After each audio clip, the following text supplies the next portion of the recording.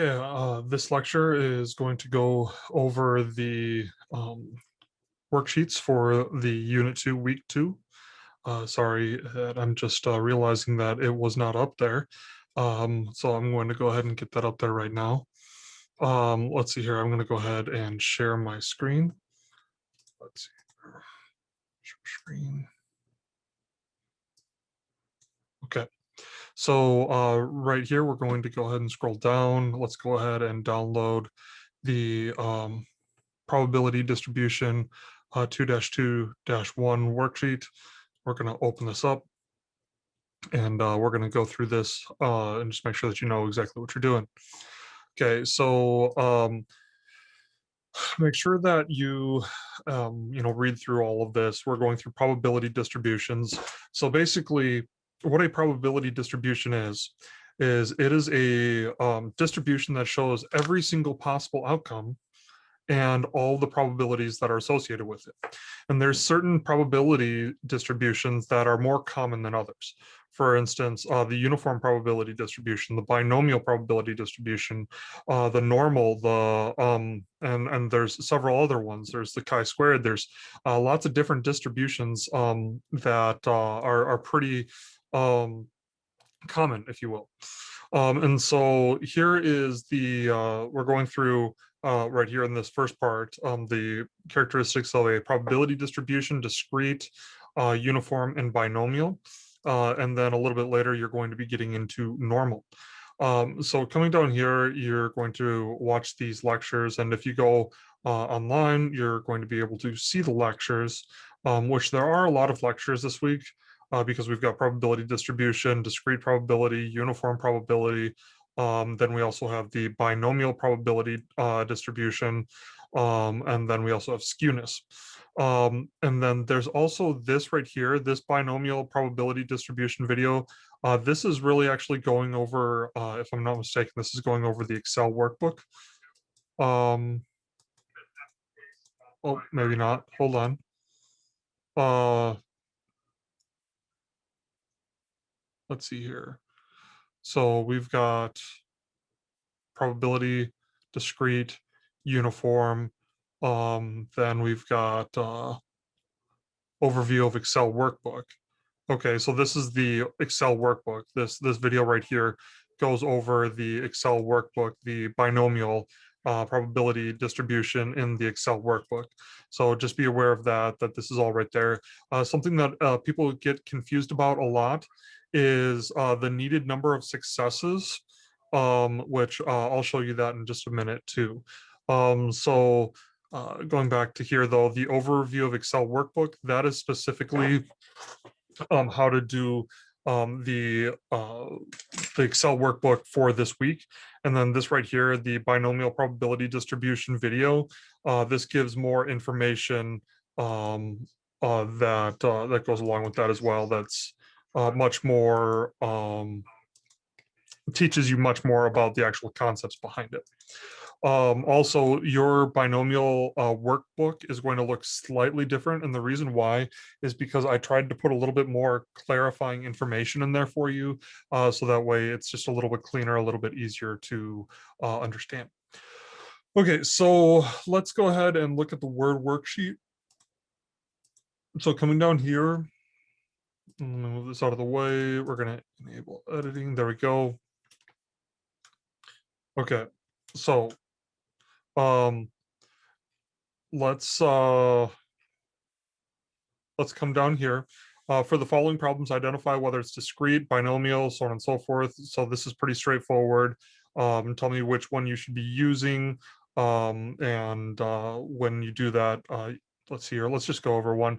The Quick Trip gas station is looking into how much gas is sold at one location per day. The number of gallons sold can vary pretty evenly between any amount between 3,000 and 6,500 gallons per day. In other words, what you've got right here, I'll show you exactly what you got. We're going to insert and we're going to do a shape. And let's just say this right down here is 3,000. This right down here is 6,500. And they're looking at the number of days that it's or the number of gallons that it has in a particular day. And so it literally could be anywhere between these two numbers, and it's the probability of any of these outcomes is equally the same. So therefore, what you're dealing with there is a uniform distribution. Okay. Uh, let's see here. And so just take a look at those. It wouldn't hurt for you guys to kind of draw it out and get a visual of it like what I just did. Um, and you can go from there. Coming down here, you'll notice I accidentally messed this up a little bit. It's not that big of a deal, but we've got determine if the interpret the probability distribution. What can you tell somebody about what you found? So looking at this, determine the mean and the standard deviation for each. And there's a video that goes over this very specifically. And the video that goes over this, I'll show you really quick. Let's see here.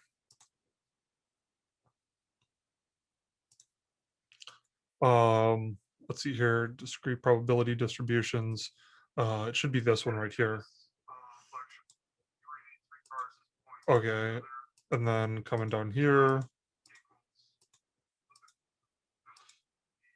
There you go. And so this right here, the probability distribution variance, where people get a little confused is in order to find the standard deviation, because I asked you for the standard deviation, all the standard deviation, all that it is the square root of the variance. So watch this lecture right here, and it'll give you all the information that you need to know. The big difference is that I don't make it look really pretty as I go through it. I have number of cars and probability. And what you see here is number of traffic infractions and probability of those traffic infractions of that particular number. And same thing coming down further. I don't have all those pretty labels up at the top the way that I have the pretty labels. These should all have labels on the top of it as well. And so right here, you'll notice there's 4 more columns, just like there's 4 more columns. And so follow this instruction video and it'll help you to be able to get through this. Then this right here is n multiplied by the probability of the event, or the probability of n occurring. So here I have probability of n, and here I have probability of e. It's the exact same thing. I don't know why I changed it. I did, and I have no clue why I did that. Here I did it correctly. So probability of E and multiplied by probability of E, and so on and so forth. And so that's the same thing. So that is the first worksheet. And so let's look at the second worksheet now. Let's see here. I don't want that. Where? There we go. It wasn't popping up. Sorry about that. So let's look at the second worksheet.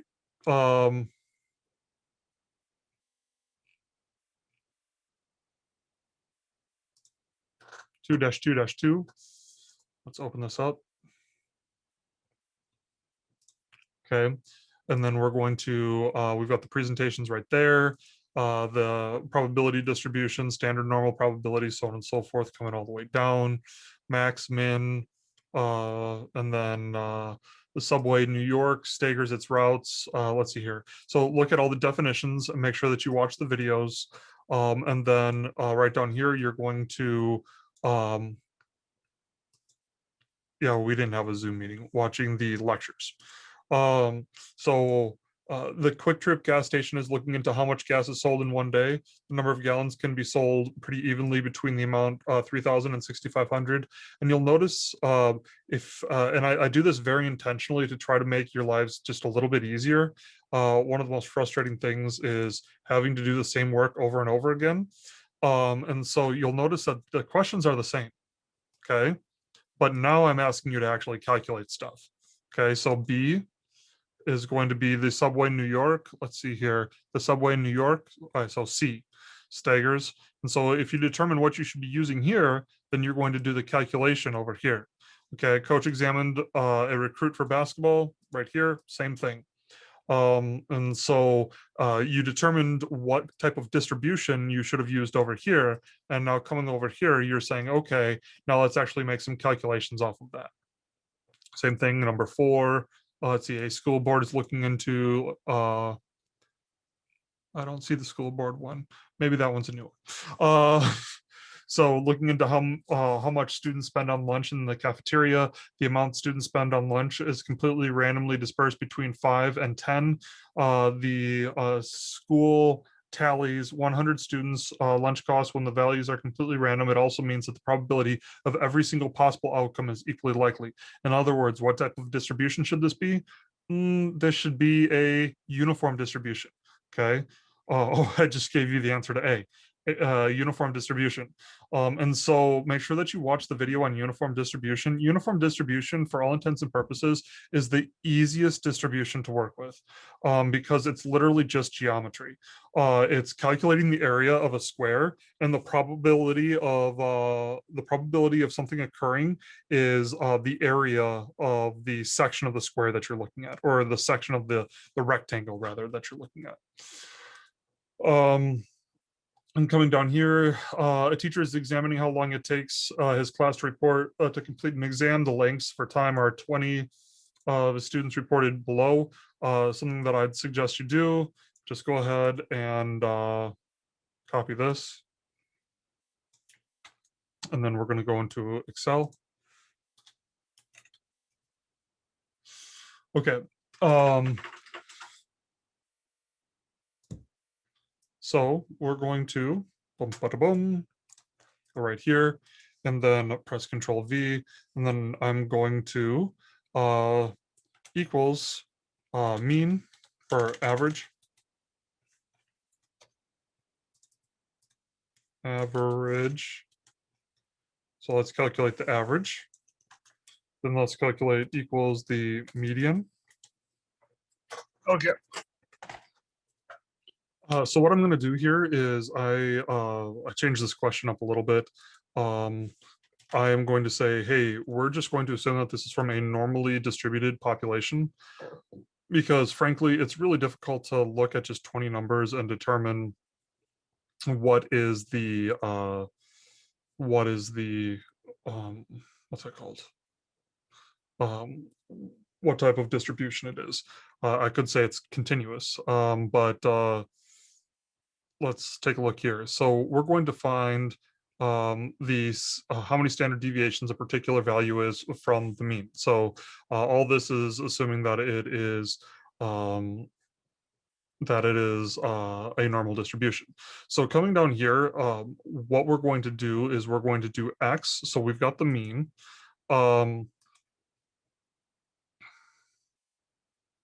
And so in order to find the mean, like what we did before, we highlighted it and we took the mean. So this is the mean and this is the median. And so what we need to do now is X minus mu. So we're going to do right down here, X minus mu. So we've got equals 60 minus the mean, which is going to be 45. Okay. And then we're going to do what's the standard deviation? This is a sample, so equals standard deviation of a sample. And we're going to get this sample right here. So then we're going to equals the difference between the mean and the difference between the observation and the mean.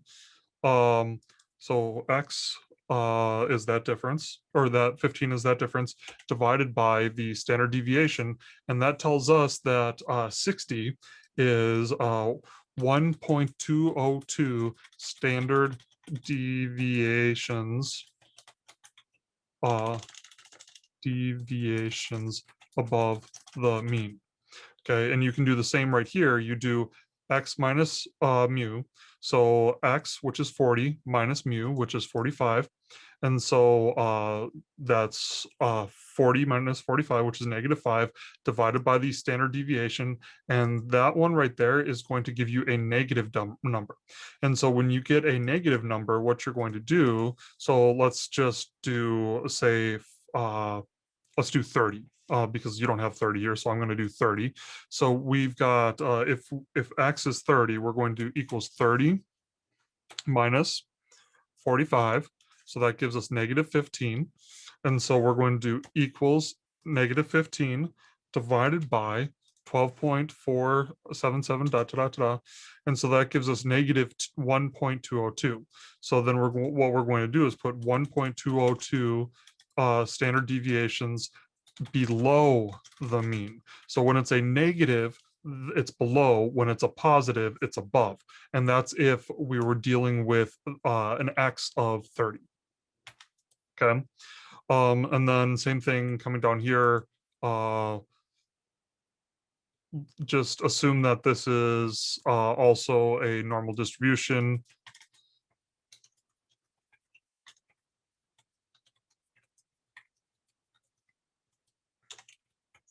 Okay. And then for this right here, you're going to be using the data analysis tool. So just be aware of that for the normal distribution. And then for the binomial, there's a whole video over that. So just make sure that you watch the binomial distribution video for the Excel. So there's a whole video. It's a 25-minute video. It walks you through step by step what to do with that. And then the data analysis tool, there's a step by step on how to use that as well in the workbook. Cool. Other than that, just keep on keeping on and do a great job. Thanks, guys.